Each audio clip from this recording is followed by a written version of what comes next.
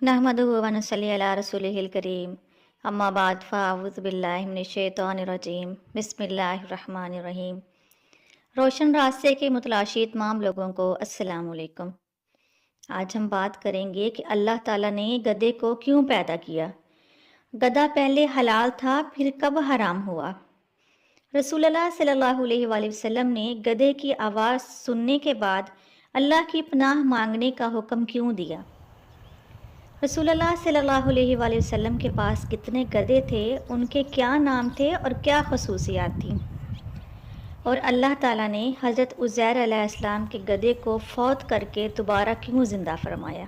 जब इब्लीस 5 गधे लेकर जा रहा था और उनके मुतल्लिक़ ईसा अलैहिस्सलाम ने पूछा तो इब्लीस ने उनका क्या जवाब दिया। और अल्लाह ताला ने यहूदियों की मिसाल गधे जैसी क्यों दी और गधे को ख्वाब में देखने की क्या ताबीर है। इन्हीं तमाम सवालात के जवाबात आज आपको इस वीडियो से मिलेंगे। इसके लिए ज़रूरी है कि आप हमारी वीडियो को पूरा देखें ताकि आपके इल्म में इजाफ़ा हो। गधा एक ऐसा जानवर है जो चौपाइयों में घोड़े की नस्ल से ताल्लुक़ रखता है। इस जानवर को ज़्यादातर माल बर्दारी के लिए इस्तेमाल किया जाता है। अल्लाह ताला ने इंसान को अशरफुल मखलूक़ात बनाया है और कायनात की हर चीज़ इंसान के ताबे कर दी है। गधे को भी अल्लाह ताला ने इंसान के फ़ायदे के लिए पैदा फरमाया। रसूलुल्लाह सल्लल्लाहु अलैहि वसल्लम ने जंग खैबर के दिन हुक्म दिया था कि पालतू गधे का गोश्त हराम है। हज़रत अब्दुल्ला बिन रौफ़ा रवायत करते हैं कि जंग खैबर में हम भूख का शिकार हो गए थे और जिस दिन जंग खैबर हुई उस दिन हम गधों पर टूट पड़े। जब हांडियों में गोश्त उबलने लगा तो एक ऐलान करने वाले ने ऐलान किया कि अपनी हंडियां उलट दो, क्योंकि अल्लाह ताला के नबी हज़रत मोहम्मद सल्लल्लाहु अलैहि वसल्लम ने पालतू गधों के गोश्त को हराम करार दे दिया। हज़रत जाबिर बिन अब्दुल्ला रज़ी अल्लाह तआला अन्हु से रवायत है कि हुज़ूर सल्लल्लाहु अलैहि वसल्लम ने पालतू गधे का गोश्त खाने से मना फरमाया और घोड़े के गोश्त की इजाज़त दे दी। हज़रत अबू सालिह रज़ी अल्लाह तआला अन्हु फरमाते हैं कि हुज़ूर सल्लल्लाहु अलैहि वसल्लम ने घरेलू गधे के गोश्त को हराम करार दिया है। ग़ज़वा खैबर से पहले गोश्त हलाल था, लेकिन जंग खैबर के दिन गधे के गोश्त को हराम करार दे दिया गया।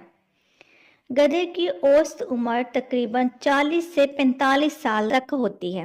गधा इंसान का पुराना रफ़ीक है और इस जानवर को ये भी सादत हासिल है कि इस पर अंबिया इकराम ने सवारी की।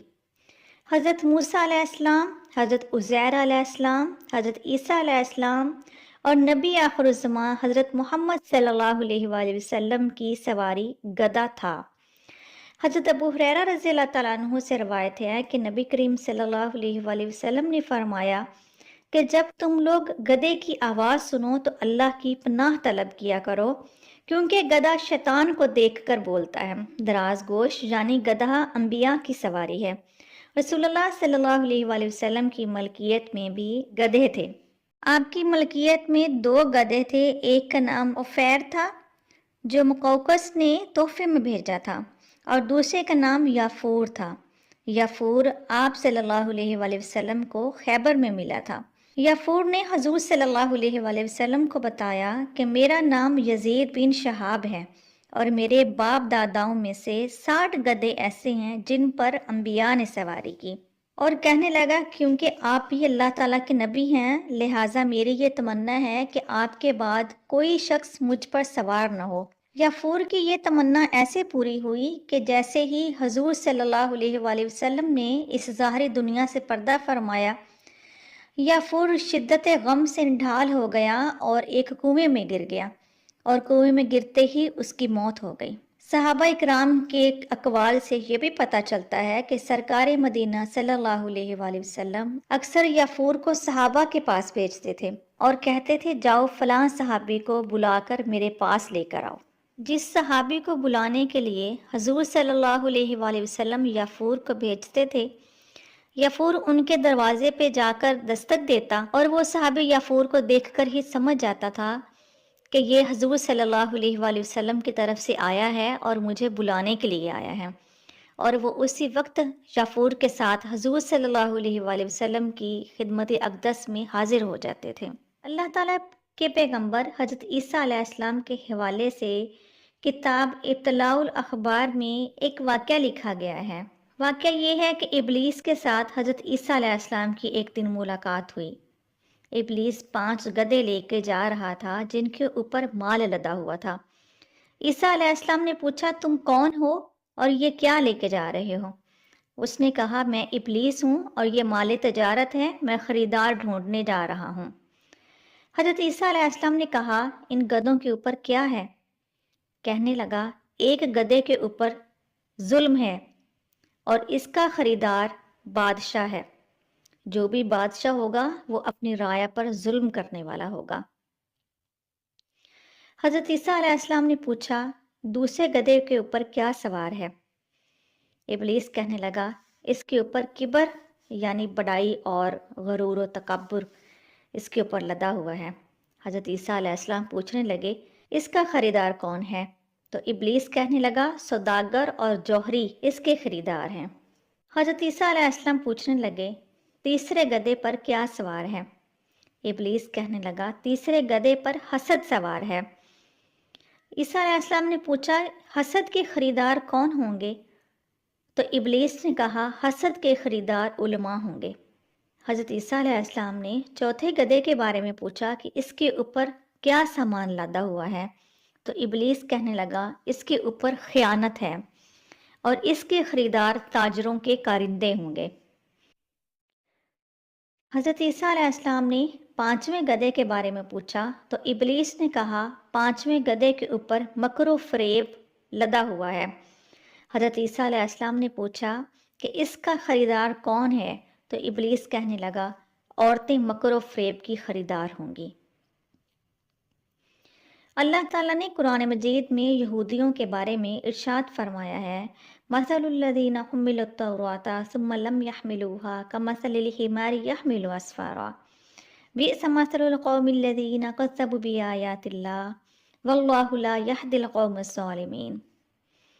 ان لوگوں کی مثال جن کو تورات دی گئی پھر اس کو انہوں نے نہ اٹھایا، ایسی ہی مثال ہے جیسے گدھے کی ہے، اور کتنی ہی بری مثال ہے ان لوگوں کی جنہوں نے اللہ کی آیات کو جھٹلایا ہے، اور اللہ تعالیٰ ظالم قوموں کو ہدایت نہیں دیا کرتا۔ جب حضور صلی اللہ علیہ وآلہ وسلم امیوں کی طرف بھیجے گئے تو یہودیوں نے یہ شبہ پیش کیا کہ حضور صلی اللہ علیہ وآلہ وسلم کو صرف عرب والوں کی طرف مبعوث فرمایا گیا ہے، ہماری طرف مبعوث نہیں فرمایا گیا۔ اس پر اللہ تعالیٰ نے یہودیوں کی یہ مثال قرآن پاک میں بیان کی اور ارشاد فرما دیا کہ ان کی مثال تو گدھے جیسی ہے، کیونکہ ان کو تورات دی گئی لیکن انہوں نے تورات پر عمل نہیں کیا، اور حضور صلی اللہ علیہ وآلہ وسلم کو پہچاننے کے باوجود بھی ان کو نہ مانا۔ اللہ تعالیٰ نے یہ مثال یہودیوں کی ہی پیش کی ہے، جس کا خلاصہ یہی ہے کہ ان یہودیوں کی مثال گدھے جیسی ہے، ایسا گدھا جس کی پیٹھ پر کتابیں لاد دی جائیں اور اس کو اس کا ذرا بھی علم نہ ہو۔ یہودیوں کی مثال بھی اسی گدھے جیسی ہے، کیونکہ یہودی تورات پڑھتے ہیں لیکن اس سے نفع نہیں اٹھاتے اور اس پر عمل نہیں کرتے۔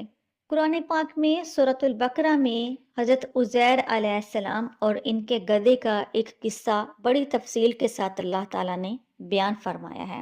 حضرت عزیر علیہ السلام اللہ تعالیٰ کے برگزیدہ نبی تھے اور اپنی قوم کی ہدایت اور تبلیغ کے لیے دن رات کوشش کر رہے تھے۔